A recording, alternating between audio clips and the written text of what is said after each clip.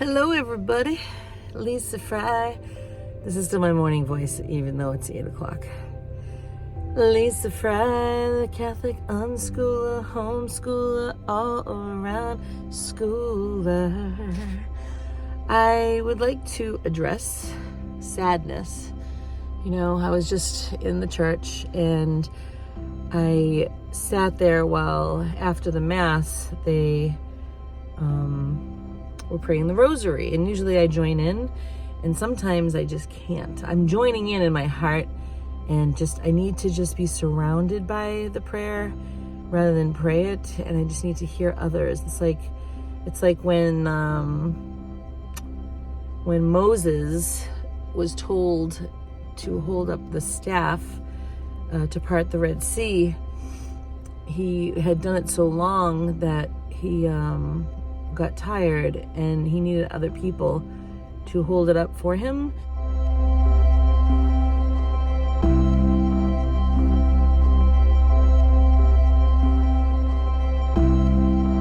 I feel like that. And so I was just journaling after the rosary, and it's really good to be honest with yourself if you can do it. And I find that it's really important to be honest with yourself so that whatever it is that's going on inside of your head and in your heart can be exposed and brought to God. And I see a picture, or the statue. I see the statue of the Blessed Mother holding the baby Jesus. So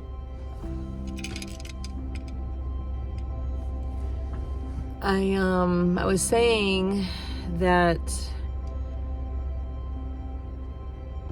sadness, and I recognized obviously that my sadness started. Obviously we all have sadness. It comes and goes, different reasons. Throughout our lives we have this. Usually it has to do with death or some kind of situation of separation and from people, right? And I was just thinking about how my sadness in the last 5 years since my husband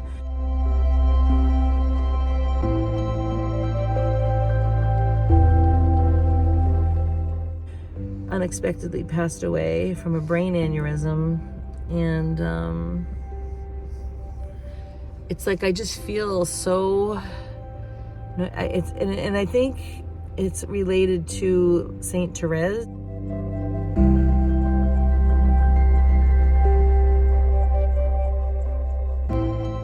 If you ever know her, she was a young nun and she died young. But when she was really little, her mother passed away, and she always was saying how like the earth it was like this place of just sadness, you know. And I feel the same way ever since Stephen died. And it's not right for us to, it's not good for man to be alone. And we all need each other. So, but my sadness, and maybe this kind of depth of sadness, really, it's just so sad. I definitely don't live in it on purpose, and I don't want to stay here in it. So I do whatever I can to honor God in the sadness and make sure that I don't offend him in trying to find true joy. And true joy doesn't come from, in my understanding, does not come from people. I cannot expect any human on the face of the earth to take this sadness from me. It feels like, and it's been 5 years, it just feels like it's going to stay here forever, and I hope it doesn't. My hope is that the sadness will turn into, sometimes we might feel like, well, if I just stay sad, then Stephen will stay with me, through my life. I would rather turn that around and say, my joy will forever be the avenue to hold on to him.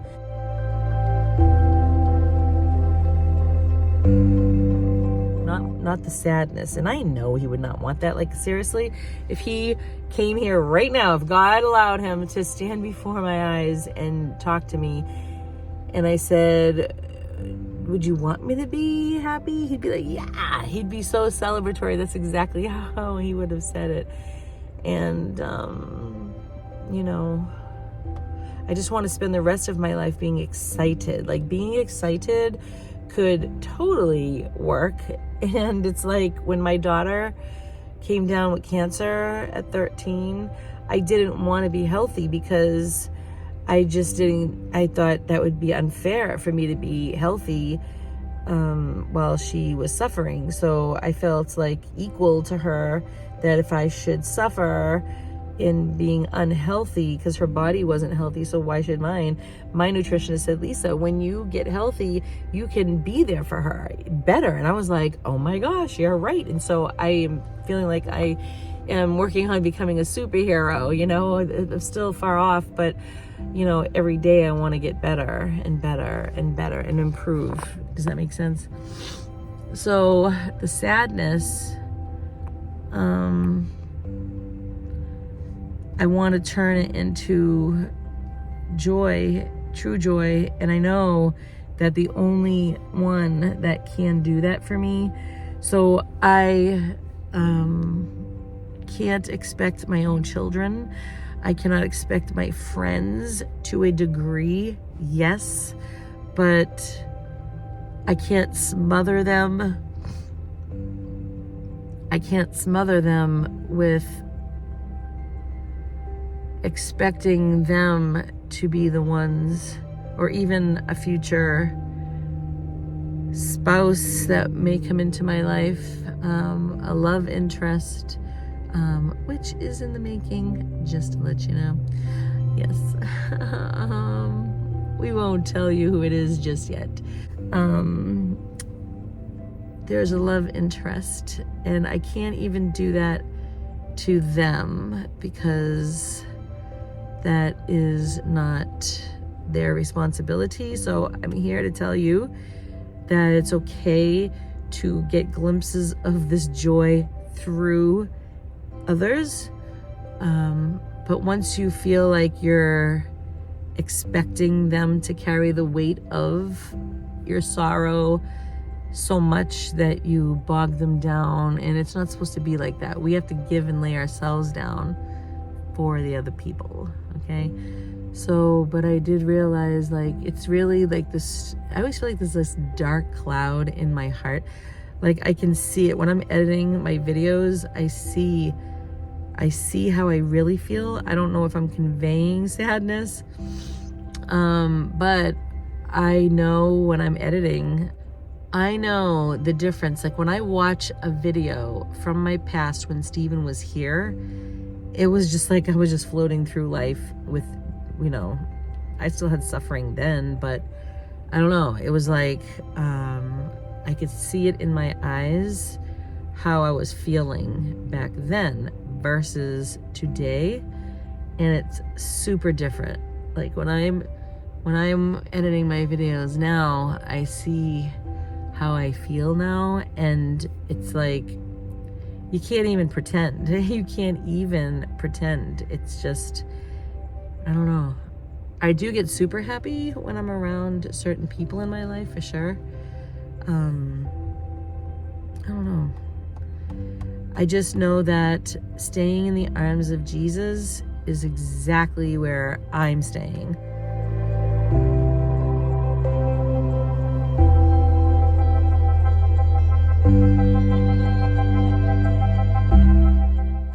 I've discovered this a few weeks ago, and I am staying there for the rest of my life. And if you or a love interest or any person on the planet Earth is looking for me, that is where, the only place that you will find me.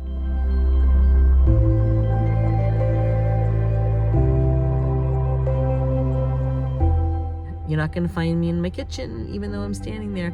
You're not going to see me on this video the way that it is. Like, you will only, with all of that said, wherever you see me physically is only, that's where you'll see me, but you will only, my heart and my will is only in the arms of Jesus.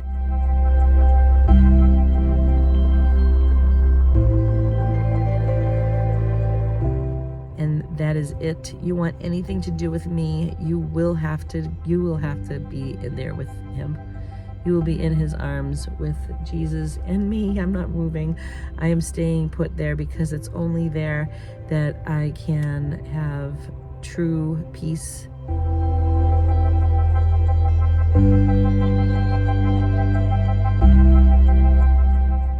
Peace is so perfect. I love peace so much. And I just want to encourage you guys. I want to encourage you guys to stay in the arms of Jesus. It's the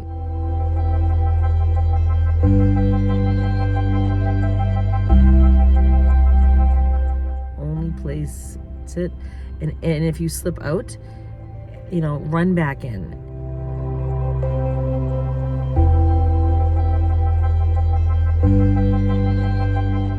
And just ask him to hold you there.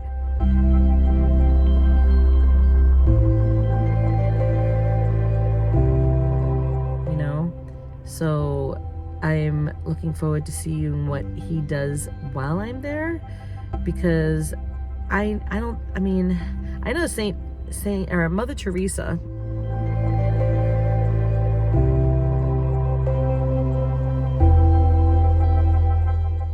Mother Teresa, did you know, as giving as she was that and helped the poorest of the poor, she had a forever perpetual feeling of distance from God. Wow, like, what does that even mean, Lisa? Yeah, she did. She knew he was there. She knew she had this calling. She knew she relied on him. She knew that he was ever present. She knew all of that. But the closeness and the feelings, right? We're always looking for these good feelings. They weren't there for her. No. And so it's like, and we just have to be brave and carry our crosses. And mine just happens to have a name, and that name of my cross is Stephen. And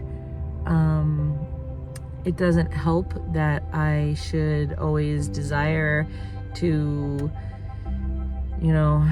he's never coming back. He'll come back in the resurrection, and I hope to spend all eternity being able to be with him, and he's my family. But in the meantime, it blows my mind to know that that I will never, ever in all eternity, ever be with him this way again. It's so wild, and I know it's God's will.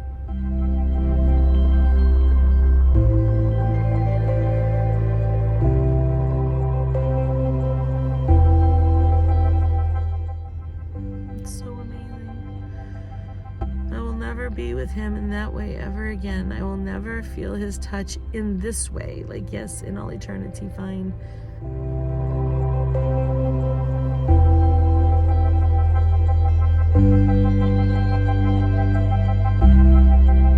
But in this way, he will never sit next to me in the car. I will never kiss him. I will never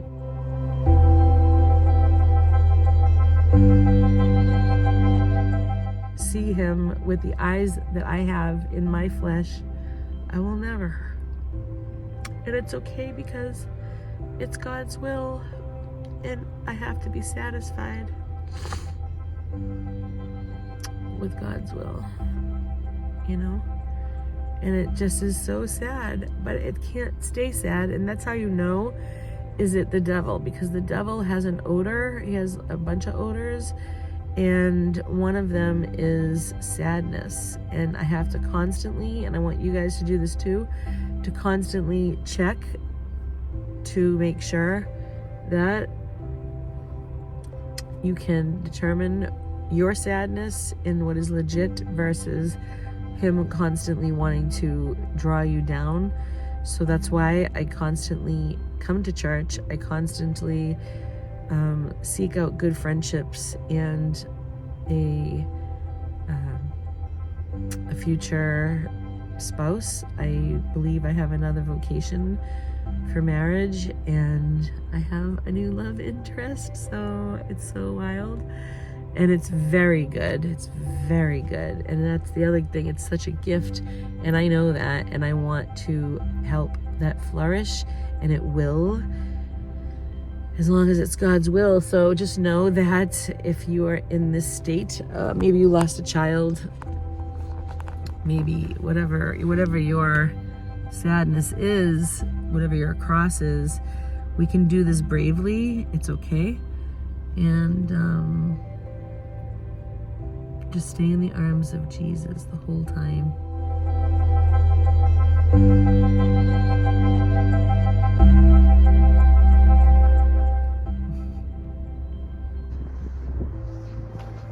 I want to point out to all of you that today I'm sick of walking this trek, and I really don't want to be here. And I'm like, Lisa, in order to get the results you are looking for, you need to keep walking. You need to keep going. It's cold. I could be home. I could be raking my leaves. I could be just staying in the comfort of my own home. But I'm like, you know what? Get out there, Lisa. Go. It's almost like I'm pushing myself. I'm like, all right already, all right. Gee.